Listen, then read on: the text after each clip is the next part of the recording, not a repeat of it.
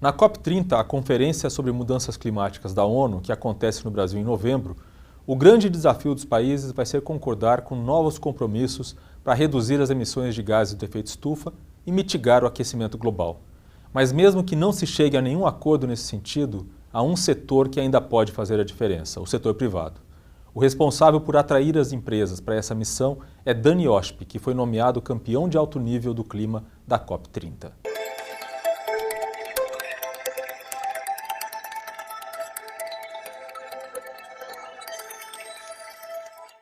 Dan, muito obrigado pela presença, é muito prazer mesmo falar com você. Dan, eu queria que você começasse explicando o que é a sua função, né? A função de campeão de alto nível do clima. Então, contando um pouquinho de história, ao se chegar ao Acordo de Paris, há um pouquinho mais de 10 anos atrás, em uma outra edição da COP, 190 e tantos países chegaram num acordo sobre metas e sobre o que deveria acontecer, para que a gente evite um caminho pior nessa questão da crise climática. E aí se deram conta corretamente de que a ação climática efetivamente se dá na sociedade não governamental, como se diz nesses termos, que seria tudo menos os governos partes das COPs. Então, empresas, comunidades, prefeituras, governos estaduais, que são quem de fato está agindo na ponta em relação aos eventos climáticos. E aí se começa a criar essa figura do High Level Champion, que seria uma pessoa que ajudasse a levar essa mensagem adiante e a impulsionar a sociedade não governamental na direção da ação climática. Na sequência, se constitui uma equipe que existe até hoje. Então, hoje nós temos cerca de 80 pessoas ao redor do mundo especializados nos mais distintos aspectos da ação climática, do financiamento da ação climática, na mitigação, na adaptação e na resiliência. E essas pessoas trabalham diuturnamente e o país sede de cada edição da COP tem a faculdade de indicar essa pessoa para cada país do chamado High Level Champion, que trabalha com esse time e com várias outras organizações para manter da forma mais ativa e dinâmica possível a ação climática andando ao redor do mundo. Então, qual é a função do High Level Champion? É dinamizar, galvanizar, entusiasmar, incentivar a sociedade não governamental a perseguir nas suas ações climáticas para o atingimento das metas do Acordo de Paris. Então, esse grupo de pessoas, né, ou os empresários que se envolvem nessa discussão, eles fazem como se fosse uma discussão paralela àquela que é feita pelos diplomatas na COP30? Não, duas questões. A negociação dos diplomatas é única e exclusiva das partes, mas você tem, por exemplo, a regeneração de florestas, a geração de energias sustentáveis e renováveis, o uso dos biocombustíveis e das biomassas. São temas que estão muito mais nas empresas, nas comunidades, na academia, em todos esses outros estratos da sociedade, e essas são ações continuadas. Você não começa ela e termina num ciclo de negociação habitual de uma COP. Então, é um outro fórum, digamos assim, mas não de negociação, e sim de efetiva implementação. E essas organizações todas conectadas a esse chamado Climate Champions Team, esse time global, elas passam o tempo inteiro fomentando, ajudando, disseminando, trocando informações com muitas outras organizações para se chegar capilarmente ao redor do mundo em todos aqueles agentes que realizam ação climática. Então, se a gente for falar de créditos de carbono, se a gente for falar de iniciativas de integração pecuária, lavoura e floresta, entre outros temas, existem várias organizações que se conectam e que vão apoiar aqueles agentes da ponta a realizarem o seu esforço de ação climática da forma mais inteligente e otimizada que for possível. Entendi. E no caso da conferência em si, né, a Conferência da ONU para Mudanças Climáticas, que acontece em Belém do Pará, em novembro, estão previstos eventos ou debates que fazem parte, digamos assim, desse trabalho que você está fazendo? Sim, em todas as edições recentes da COP, o tema da Agenda de Ação Climática é um dos temas mais importantes. E no caso da COP30, da COP de Belém, se imagina que será ainda mais importante, porque o ambiente geopolítico não é o mais propício, talvez, para grandes avanços nas negociações. Então, trabalhar nessa agenda da ação climática e aquilo que o embaixador André Corrêa do Lago, que é o presidente da COP30, tem falado de ser uma COP da implementação, é justamente isso, é implementar essas ações. Então, em geral, as atividades dentro da COP se dão na chamada Blue Zone, que é a zona sob gestão da ONU, e lá se desenvolvem várias atividades, seminários, demonstrações de casos, para que se dissemine, mais uma vez, toda essa temática na sociedade não governamental. Mas, obviamente, o trabalho vai muito além daquelas 2 semanas. Então, você tem um calendário anual com vários eventos ao redor do mundo em que está sempre se trabalhando essa temática, porque são processos, projetos de média e longa duração e que precisam de cuidado contínuo e não apenas durante um ciclo de uma determinada COP. Eu vou querer conversar com você sobre alguns desses projetos e alguns cases, talvez, que a gente possa citar. Mas antes eu queria lhe perguntar o que pode ter sido o fator essencial ali para a sua indicação para essa função, né? O senhor é presidente do Conselho de Administração da IOSP Maxion, é uma empresa que faz rodas, né? Veículos, rodas e componentes estruturais para veículos. Para veículos. É integrante dos conselhos da WEG, da Marco Polo e da Embraer, e é um dos vice-presidentes da Fiesp. E também, né, já liderou o B20, né, que é o Business 20, que é um grupo empresarial ligado ao G20. Correto? Dentro do G20, é um dos 13 grupos, se não me engano, de afiliação do G20, e tem sido um dos mais importantes ao longo dos últimos anos também. Eu tive a chance de liderá-lo quando o G20 esteve no Brasil no ano passado. Quer dizer, esse trabalho agora o senhor vê como uma consequência do trabalho do ano passado no G20? Eu não diria uma consequência, mas o fato é que o trabalho do B20 apontava que a questão da sustentabilidade seria essencial para o mundo do business, do mundo dos negócios. Aqui nós estamos tratando de toda a sociedade não governamental e a gente chega na mesma conclusão, de que sustentabilidade é a chave para a continuidade do desenvolvimento socioeconômico no mundo todo, mas especialmente em países como o Brasil, que tem um potencial de adição de valor nessa temática muito além de outros países. Nós somos solução para várias questões. Então, isso eu imagino que foi uma das questões que levou a esse convite, e também essa visão de implementação, de se ter nesse ciclo uma visão muito forte de realização e de se implementar, e isso no mundo empresarial é bastante comum. Claro que existe um grupo grande de pessoas muito qualificadas para se fazer essa tarefa também, mas eu imagino que saiu daí esse convite. Tá. E quais estratégias o senhor vê que seriam fundamentais, não é, para fazer essa integração, não só do setor empresarial, mas de outros setores da sociedade civil, não é, para alcançar, né, essas metas, esses objetivos que vão ser discutidos em Belém? Eu acho que uma questão chave é foco. Nós temos que ter muito foco na questão climática. Eu acho que nós temos que trazer todos para a mesa, e de fato quase todos já estão na mesa, então não é que nós vamos começar isso de zero, já existe um trabalho imenso e muito bem feito ao longo dos últimos anos, mas talvez com mais foco ainda na questão climática a gente consiga agregar mais do que desagregar. A segunda questão é a relevância. Então, nós já temos muitas ações em curso, muitos programas, muitas iniciativas, os chamados pledges, que são, digamos assim, os compromissos, muitos feitos em cada COP, e talvez a gente queira tratar agora aqueles com maior relevância, aqueles que vão dar o melhor resultado em termos da redução de emissões, quando a gente falar de mitigação, e aqueles que vão dar o melhor resultado em proteger vidas, quando a gente estiver falando de adaptação e resiliência, e de botar muita atenção naquilo que já está em curso e que já existe, para que a gente implemente. Então, em alguns outros ciclos era muito importante e foi muito útil se levantar novas iniciativas e novos compromissos.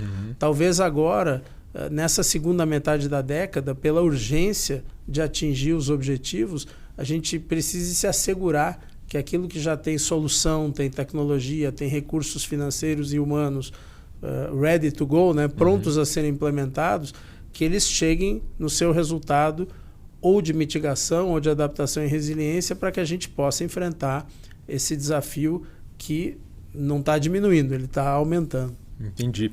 E quais cases de sucesso o senhor acha que é possível citar, né, do setor empresarial, obviamente, ou quais setores estão mais avançados para contribuir com o atingimento dessas metas? Eu acho que a gente tem setores que já conhecem muito bem os seus caminhos. Então, por exemplo, se a gente pegar o setor de transportes, já há uma visão muito grande de como reduzir significativamente as emissões. Se a gente pegar o setor da aviação, não é tão recente, mas nesse momento já há uma visão ao redor do combustível sustentável da aviação. Se a gente pegar o setor marítimo, ele acaba de fazer uma convenção internacional aclarando também um rumo tecnológico. Se a gente pegar a questão das florestas, se tem uma visão muito clara de que se fazer para que a gente consiga melhorar essa situação. E aí, obviamente, tem setores, aqueles chamados hard to abate, que é uma expressão até um pouco dura, mas, digamos, os setores mais difíceis de mitigação, como siderurgia, cimento, a petroquímica, em que existem já soluções, mas elas estão um pouco mais distantes da economicidade para sua implementação. Então, nós temos que trabalhar em todas elas. A COP do Brasil, o embaixador André Corrêa do Lago também lançou a ideia do mutirão, no sentido de que todos nos engajemos, cada um na sua capacidade, cada um na sua velocidade, porque se a gente deixar alguns setores para trás, isso moralmente dificulta muito a ação de todos e também no fim do dia vai fazer falta. E como a gente tem tecnologia e recursos, a gente deve sim fazer esse esforço para que todos os setores se engajem.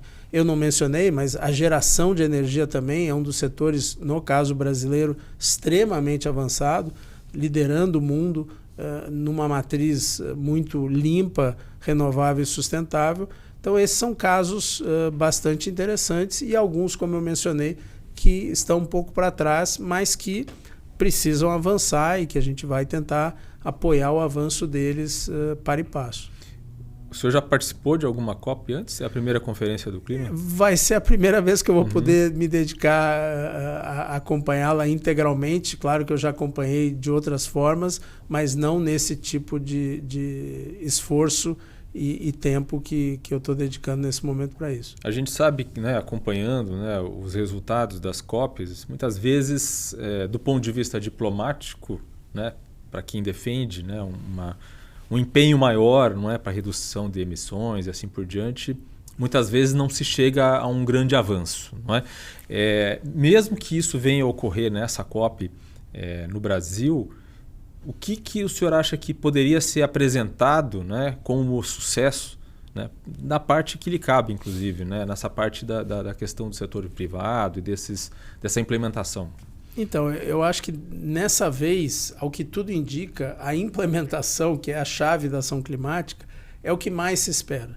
Eu acho que há um certo, talvez, ceticismo pelas questões geopolíticas do mundo e, às vezes, na complexidade desse tipo de assunto, não avançar não é um resultado necessariamente ruim. Ruim seria retroceder.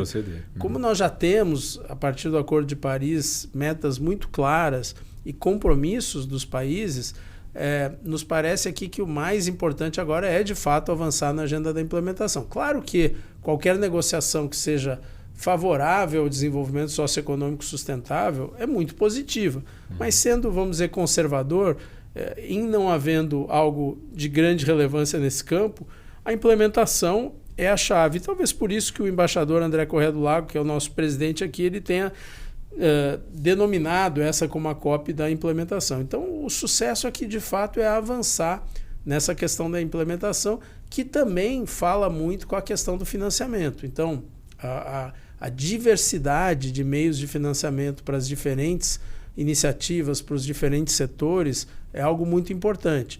A conexão entre valores financeiros disponíveis para essa temática e projetos é algo muito interessante.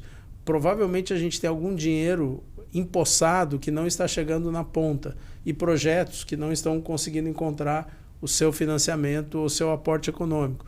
Então, essas plataformas são muito válidas e elas estão sendo desenvolvidas mais e mais nos países, nas regiões, nos setores, e a gente pode ajudar a fomentar isso.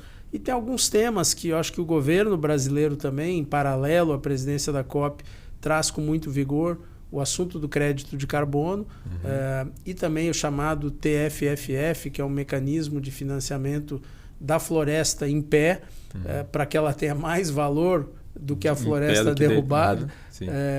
E talvez uma questão que para mim como brasileiro, e talvez para todos nós é uma questão de sucesso, de um fator de sucesso, é de que o Brasil tem uma contribuição muito grande a dar para o mundo no tema da sustentabilidade. Nós estamos muito avançados em soluções e nós temos muita escala e nós temos diversidade de soluções. Eu nomeei aqui alguns setores pensando em Brasil. Nós temos uma gama muito grande de assuntos para ajudar o mundo na resolução dos problemas. E isso pode ser a chave da aceleração do nosso desenvolvimento socioeconômico, sempre sustentável. Então, aqui, sucesso também para o nosso país é usar esse ciclo, e não apenas esse ciclo, mas os próximos também, mas quem sabe acelerar nesse ciclo, essa visão de que o desenvolvimento sustentável ele é talvez a melhor estratégia que o Brasil dispõe para mudar o seu padrão de desenvolvimento num espaço de tempo mais curto, o que seria muito bom para o mundo e muito bom para o Brasil. Trocando em miúdos, as empresas brasileiras, né, que atuam ou em projetos de sustentabilidade ou que têm uma preocupação com a sustentabilidade no seu dia a dia, podem encontrar na COP um lugar para fazer negócios ou encontrar oportunidades de negócios? Elas vão, sem dúvida, encontrar oportunidades para desenvolver os seus produtos e essas suas empresas, mas não só as empresas. Se a gente pensa nos estados, nós estamos tendo casos efetivos no Brasil do chamado crédito jurisdicional do carbono, em que os estados estão encontrando fontes de receitas para frente, baseados em melhoria de condição do desenvolvimento socioeconômico sustentável das suas áreas, das suas regiões. Nós podemos encontrar a mesma questão em prefeituras, por exemplo, com a questão dos resíduos. Uma melhor disposição e uma melhor utilização para mitigação de metano e outras emissões do lixo e um melhor resultado a menor custo, tudo isso é muito positivo para todo mundo. Então, via de regra, as boas soluções da sustentabilidade, elas são boas economicamente, socialmente e do ponto de vista sustentável. Por isso que eu vejo que aí está uma grande chave para o nosso desenvolvimento como país. Essa dicotomia entre meio ambiente e desenvolvimento, a gente precisa encontrar esse caminho único e ele está disponível. Não são temas antagônicos. É claro que o desenvolvimento econômico que não pensa na sua sustentabilidade, ele leva a um não desenvolvimento, porque você chega num momento que você não consegue mais seguir realizando as suas atividades e você onera toda a sociedade com o gasto da adaptação e de resolver problemas que a gente não deseja ter. Então, esse pensamento do desenvolvimento socioeconômico sustentável, ele é provavelmente o único caminho e ele é uma situação muito positiva para países com enorme potencial, como é o caso do Brasil. O senhor tem viajado muito, né, para fazer os contatos e as conversas necessárias para esse trabalho. Como o senhor tem percebido o envolvimento, o engajamento, né, das empresas americanas, empresários americanos, considerando que nem mesmo o governo dos Estados Unidos atualmente tem incentivado, não é, a preocupação com as mudanças climáticas e o que é preciso fazer para evitá-las ou mitigá-las? Primeiro, falando das empresas, enorme engajamento, muito forte, porque essas ações climáticas elas não são de curto prazo. Então, eu não creio que haja uma visão distinta de que elas são fundamentais para o mundo dos negócios e para o mundo do desenvolvimento em geral. Então, a gente está vendo, sim, um engajamento muito forte, e são algumas das maiores empresas do mundo nos seus setores, então é natural que assim seja. A outra questão é que a gente está vendo também outros níveis de governo, e aí não é só o caso dos Estados Unidos, existem outros países em que eventualmente o governo federal não está muito atento à temática, mas que os subnacionais, como a gente diz, governos estaduais, prefeituras, estão muito atentos, e nós estamos vendo isso também para outros países. Porque no fim do dia, a questão climática ela vai acontecer muito mais no ente subnacional do que no ente federal. Se a gente pegar um exemplo do nosso Rio Grande do Sul agora no ano passado, é na vida diária das pessoas, dos prefeitos, dos governadores, das comunidades locais, em que o problema está acontecendo primeiro. Claro que ele também vai chegar no nível federal, especialmente na questão de recursos, mas quanto mais você capilariza a circunstância, mais próximo está a questão da ação climática ou da falta de ação climática. Então não é surpreendente também ver esses outros entes, independente do pêndulo político, muito interessados e acompanhando muito perto as soluções, as tecnologias, as técnicas, os processos para adotar.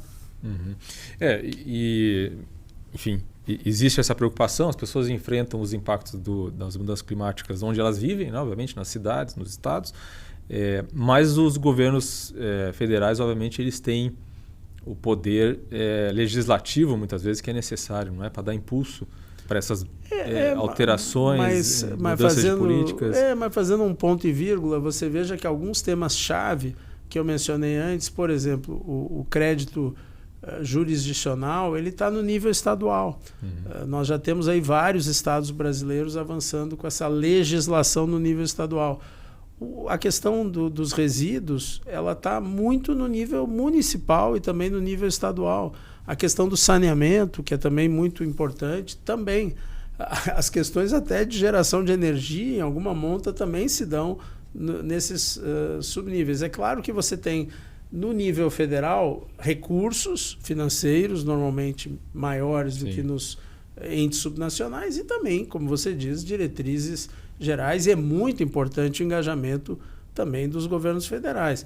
Mas eu digo, na falta deles, a ação se dá muito na ponta. As coisas não param, digamos assim. As coisas não param. Inclusive, tem uma iniciativa de governadores, não é, de estados americanos, brasileiros e de outros países, ou de províncias e tal, que vão se reunir, não é, na COP30. Sim, se reúnem. Eu vou estar agora, na semana que vem, em Bonn, na Alemanha, é uma grande semana do tema do clima, e segunda-feira à noite terei um encontro justamente com um desses grupos globais que envolvem prefeitos, governadores, autoridades subnacionais que estão muito engajadas nessa temática. Eu acho que só aumenta, não diminui. E se a gente for pensar, na sua opinião, o que pode sair, né, mesmo falando nas negociações em nível de estados, de cúpula, digamos assim, né, o que pode sair de acordo que poderia ser considerado um sucesso diplomático para o governo brasileiro que está sediando a COP? Olha, aí realmente sai um pouco da minha área de atuação. A negociação é muito mais o nosso embaixador André Corrêa do Lago e as equipes brasileiras. Da minha parte, eu trabalho com a ideia de que a gente não tenha retrocessos. Já para o meu propósito, já estaríamos bem seguir perseguindo aquilo que a gente já tem.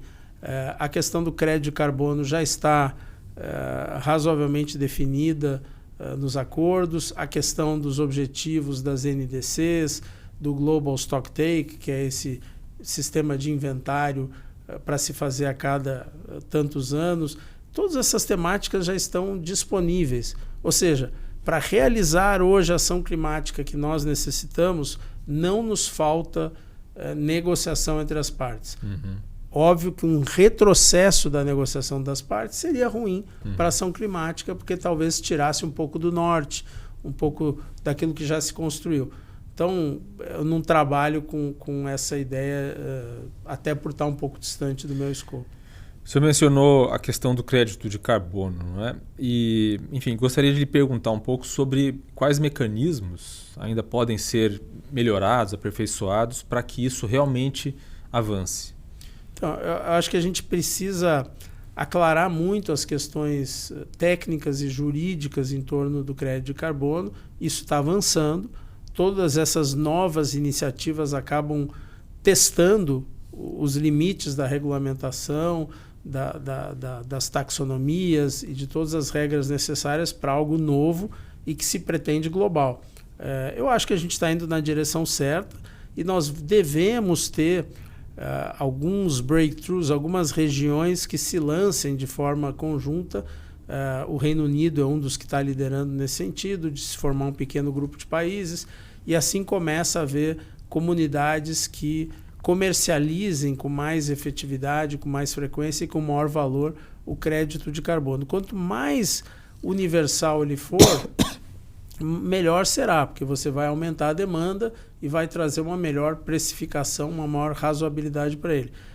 Para o Brasil, esse é um tema muito importante, porque talvez o Brasil seja o país, eu diria talvez não, com certeza, o Brasil é o país que deveria receber o maior volume de créditos, pela sua possibilidade de gerar essas soluções e essas tecnologias que já estão razoavelmente maduras em vários sentidos e pela oportunidade em relação à floresta, à regeneração de áreas. Nós temos tanta coisa para fazer e tanta escala e possibilidade que, de fato, nós seremos um grande credor desse sistema nos próximos vários anos, algumas décadas. E isso, obviamente, é um mecanismo de financiamento e aporte de recursos muito dinâmico, muito rápido, e ele facilita muito para que as comunidades e para aqueles agentes que estão gerando o lado positivo em relação à mitigação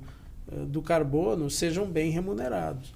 Eu acho que se a gente pensar o exemplo da floresta, nós temos hoje talvez a mais relevante floresta do mundo, mas nós não temos o desenvolvimento socioeconômico desejado ao redor dessa floresta. O crédito de carbono, ele é uma forma de a gente fazer esse impulsionamento, de a gente conseguir trazer para a manutenção e para o cuidado desses ambientes valor claro, direto, que permita radicar essas pessoas que estão lá e para que o propósito delas seja descarbonizar. E eu acho que quando que termina, digamos assim, seu mandato como campeão de alto nível para o clima? Então, eu não comentei no início, mas é interessante, o país da edição anterior, no caso foi lá em Baku, também nomeou, é uma deputada muito, muito legal e muito propositiva, a senhora Nigar. Ela tem uma iniciativa forte com as pequenas e médias empresas, que é um tema que para o Brasil também é muito importante, e o mandato dela continua até nós chegarmos no início da COP do Brasil. Então, tecnicamente, o meu mandato também irá até nós chegarmos no início da próxima COP do ano que vem. Mas, obviamente, após a COP do Brasil, o país que receberá a COP de 26 indicará também o seu champion e a ação tende a migrar mais para aquele país que sediará a próxima COP. Então, o momento de maior atividade é agora, é em 2025, mas o mandato, você tem sempre dois champions ao mesmo tempo. Um que está fazendo, digamos, um phase-in e outro que está fazendo um phase-out. Então, estarei acompanhando o meu próximo colega também no ano que vem. Uma última pergunta. Como a questão do setor privado, né, as empresas, se conectam com os outros setores, né, da sociedade civil que estarão presentes também nos debates da COP30? Jovens, povos indígenas e assim por diante. Eu acho que a gente está vendo cada vez mais isso acontecer.